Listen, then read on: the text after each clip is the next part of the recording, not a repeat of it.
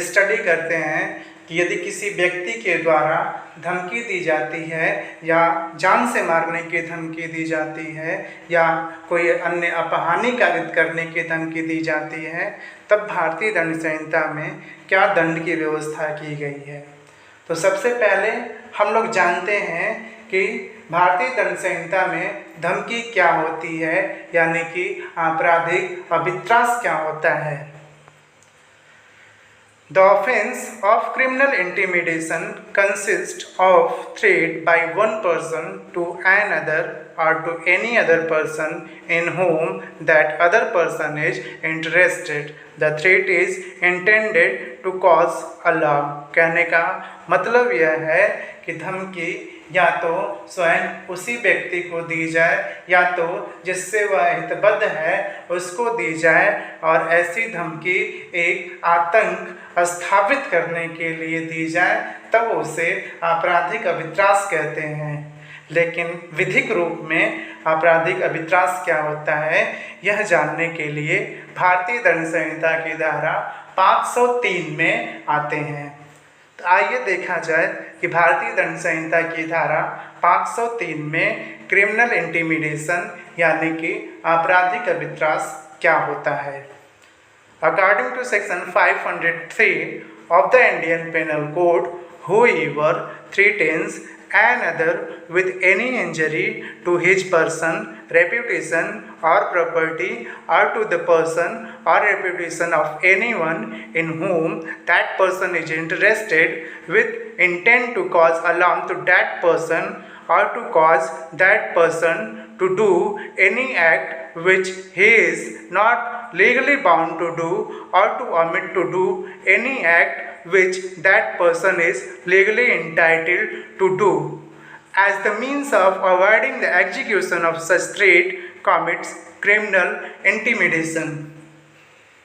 कहने का तात्पर्य यह है कि जो कोई किसी अन्य व्यक्ति के शरीर, ख्याति या संपत्ति या किसी ऐसे व्यक्ति के शरीर या ख्याति को जिससे कि वह व्यक्ति हितबद्ध हो कोई क्षति कारित करने की धमकी उस अन्य व्यक्ति को इस आशय से देता है कि उसे संत्रास कारित किया जाए या उससे ऐसे धमकी के निष्पादन का परिवर्जन करने के साधन स्वरूप कोई ऐसा कार्य कराया जाए जिसको करने के लिए वह वैध रूप से आबद्ध न हो, या किसी ऐसे कार्य को करने का लोभ कराया जाए जिसे करने के लिए वह वैध रूप से हकदार हो, तब यह कहा जाता है कि वह आपराधिक अभित्रास करता है।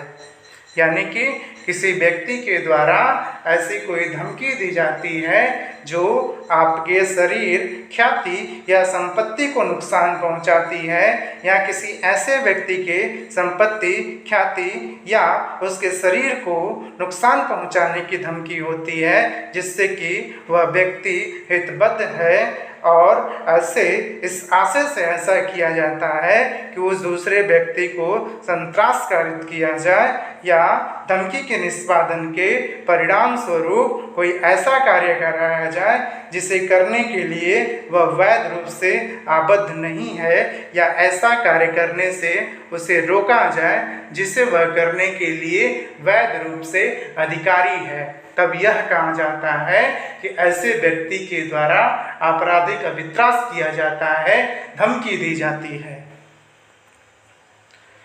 स्पष्टीकरण की चर्चा करते हैं कि धारा 503 में क्या स्पष्टीकरण दिया गया है, उस स्पष्टीकरण के माध्यम से क्या बताने की कोशिश की गई है। A threat to injure the reputation of any deceased person in whom the person threatened is interested is within this section। कहने का मतलब यह है किसी ऐसे मृत व्यक्ति की ख्याति को क्षति कारित करने की धमकी जिससे वह व्यक्ति जिसे धमकी दी गई है हितबद्ध है, तो वह इस धारा के अंतर्गत आपराधिक अभित्रास माना जाएगा, धमकी मानी जाएगी। इलस्ट्रेशन की चर्चा करते हैं, यानी कि दृष्टांत के माध्यम से समझते हैं कि आपराधिक अभित्रास क्या होता है, धमकी क्या होती है। A. For the purpose of inducing B to desist from prosecuting A, civil suit threatens to burn B's house. A is guilty of criminal intimidation. Civil वाद चलाने से विरत रहने के लिए ख को उत्प्रेरित करने के प्रयोजन से ख के घर को जलाने की धमकी क देता है, तब यह कहा जाता है कि क के द्वारा आपराधिक अभित्रास का अपराध किया गया है, क के द्वारा धमकी देने का अपराध किया गया है।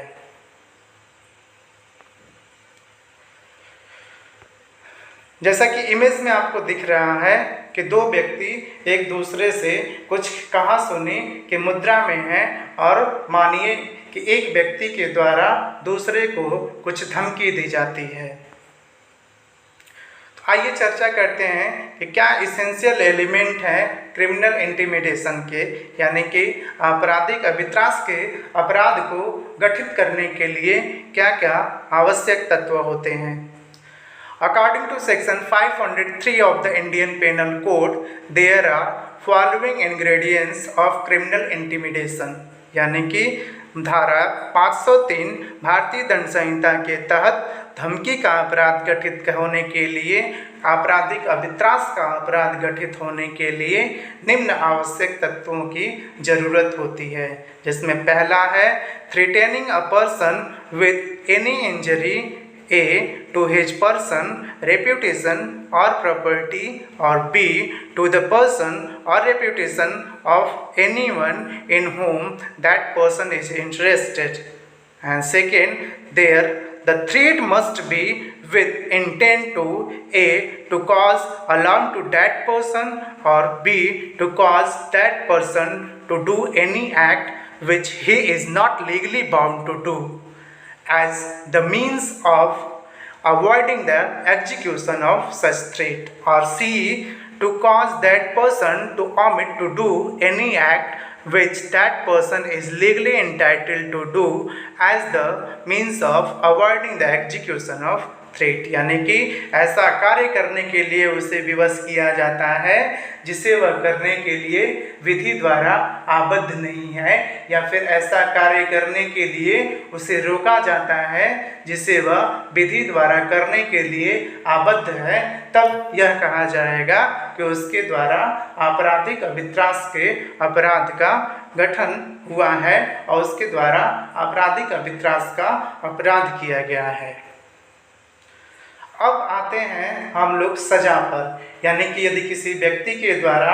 आपराधिक अभित्रास का अपराध किया जाता है तब उसे भारतीय दंड संहिता में कितनी मात्रा में दंड दिया जा सकेगा। सेक्शन 506 यानी कि 506 की बात करते हैं, जो कि बात करता है पनिशमेंट फॉर क्रिमिनल इंटिमिडेशन, यानी कि आपराधिक अभित्रास के लिए दंड। तो आइए देखते हैं कि 506 में कितने दंड की व्यवस्था की गई है। According to section 506 of the Indian Penal Code, whoever commits the offence of criminal intimidation shall be punished with imprisonment of either description for a term which may extend to 2 years or with fine or with both। कहने का मतलब यह है कि जो कोई आपराधिक अभित्रास का अपराध करेगा वह दोनों में से किसी भांति के कारावास से जिसकी अवधि 2 वर्ष तक की हो सकेगी या जुर्माने से या दोनों से दंडित किया जाएगा। मतलब यदि कोई धमकी देता है तो उसे 2 वर्ष तक की सजा या जुर्माना या दोनों से दंडित किया जाएगा। अगले क्रम में हम लोग स्टडी करते हैं if threat be to cause death और ग्रीवियस हर्ट एटसेट्रा, यदि ऐसी धमकी मृत्यु या घोर उपहति इत्यादि कारित करने की हो। And if the threat be to cause death or grievous hurt or to cause the destruction of any property by fire or to cause an offence punishable with death or imprisonment for life or with imprisonment for a term which may extend to 7 years or to impute unchastity to a woman shall be punished with imprisonment of either description for a term which may extend to 7 years or with fine or with both। यानी कि यदि धमकी मृत्यु या घोर उपहति इत्यादि कारित करने की हो तब खाली 2 वर्ष की सजा उसको नहीं दी जाएगी, तब उसे सजा की एक बड़ी मात्रा दी जाएगी, एक बड़े क्रम में जो है उसे सजा दी जाएगी। तो आइए देखते हैं कि यदि धमकी मृत्यु या घोर उपहति कारित करने की यदि दी जा रही है तब उसे कितनी सजा दी जाएगी, तथा यदि धमकी मृत्यु या घोर उपहति कारित करने की या अग्नि द्वारा किसी संपत्ति का नाश कारित करने की या मृत्यु दंड से या आजीवन कारावास से या 7 वर्ष की अवधि तक के कारावास से दंडनीय अपराध कारित करने की या किसी स्त्री पर अस्तित्व का लांछन लगाने की हो तो वह दोनों में से किसी भांति के कारावास से जिसकी अवधि 7 वर्ष तक की हो सकेगी या जुर्माने से या दोनों से दंडित किया जाएगा। यानी कि यदि किसी व्यक्ति के द्वारा आपको जान मारने की धमकी दी जा रही है, आपको ग्रीवियस हर्ट कारित करने की धमकी दी जा रही है या किसी ऐसे अपराध के करने की धमकी दी जा रही है जिसके लिए भारतीय दंड संहिता में मृत्यु दंड, आजीवन कारावास या 7 वर्ष तक की सजा का प्रावधान किया गया है या किसी स्त्री पर अस्तित्व का लांछन लगाने की धमकी दी जा रही है, तब ऐसे व्यक्ति को 7 वर्ष तक की सजा या जुर्माना या दोनों से दंडित किया जा सकेगा।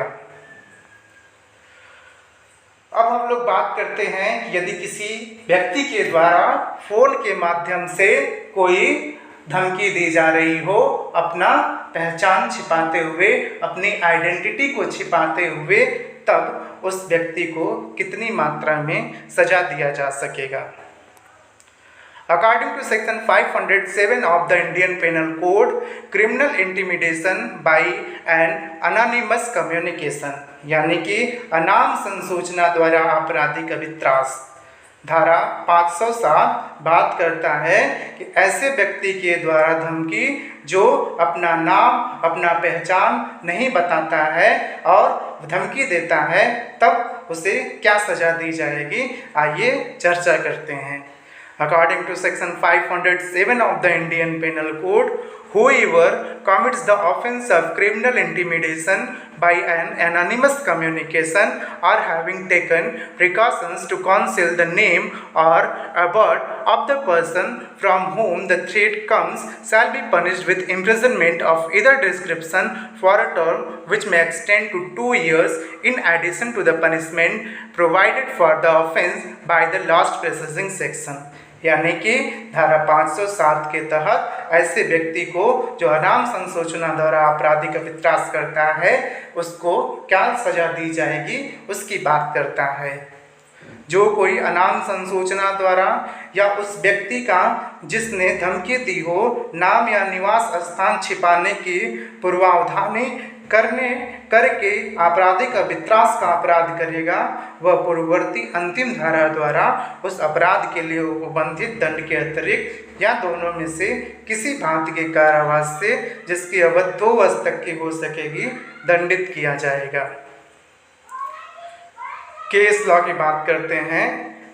Ramesh Chandra Arora versus state. इस केस में the accused took indecent photograph of a girl and threatened her father that if hush money was not paid to him, he would publish the photograph. It was held by the Supreme Court that the accused was guilty of criminal intimidation। यानी कि इस case में एक अपराधी व्यक्ति के द्वारा एक लड़की की अश्लील फोटो ली जाती है और उसके पिता को धमकी दी जाती है कि यदि आप एक निश्चित अमाउंट हमको नहीं देते हैं तब जो है हम ये फ़ोटो वायरल कर देंगे। तब यह कहा जाता है कि उस व्यक्ति के द्वारा आपराधिक अभित्रास किया गया है। Hanuman Prasad Matadin versus state. दूसरा केस हम लोग लेते हैं हनुमान प्रसाद मातादीन वर्सेस स्टेट का। इस केस में the accused threatened the revenue inspector to desist from destroying his property, otherwise he will kill him. He was held guilty for criminal intimidation। इस केस में एक रेवेन्यू इंस्पेक्टर को एक कानूनगो को धमकी दी जाती है कि यदि उसके द्वारा उसकी संपत्ति को किसी प्रकार की क्षति कारित की जाती है तब उसको जान से वह मार देगा। इस दशा में भी उसे क्रिमिनल इंटिमिडेशन आपराधिक अभित्रास के लिए दंडित किया गया। अब जो है ये हम लोग पूरा स्टडी किए कि यदि कोई व्यक्ति धमकी देता है तब उसे कितनी मात्रा में सजा दी जाएगी। तो बहुत बहुत धन्यवाद दोस्तों आप सबको।